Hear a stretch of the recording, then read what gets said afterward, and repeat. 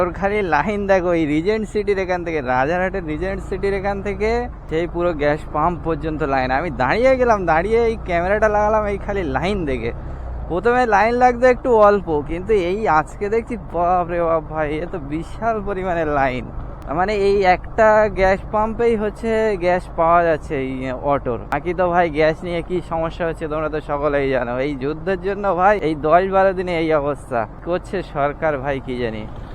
সরকারের কাছে ভাই এই গ্যাসটুকু স্টকে নেই। হ্যাঁ, 2 দিন পরে আরো কি হবে তাহলে বোঝো। দেখো খালি লাইন দেখো, আর যত অটো সব রাজারহাটের এখানে। কারণ ভাই একটা পাম্পেই পাওয়া যাচ্ছে। এই যে ইন্ডিয়ান অয়েল দেখতে পাচ্ছ সেই দূরে, ওর পরে একটা ওই পোপেলের একটা পাম্প আছে গ্যাসের, ওখানেই খালি গ্যাস পাওয়া যাচ্ছে। আর আশেপাশে আর কোথাও গ্যাস নেই, এই রাজারহাটের এখানেই খালি গ্যাস পাওয়া যাচ্ছে। তা ভাই এ কি লাইন, লাইনটা দেখো, লাইন তো সেই লাইন লেগেছে ভাই, কি অবস্থা।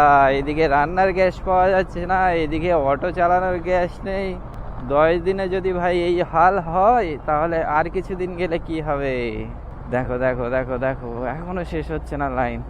এই যে পাম্পটা হচ্ছে এই যে পোপেলের ওই যে পাম্প দেখতে পাচ্ছ এই অ্যাপোলোর পাশে। এই যে এই দেখো পোপেলের গ্যাসের আবার গাড়িও এসে দাঁড়িয়ে আছে। এই এতটা লাইন লেগে গেছে তাহলে বোঝো।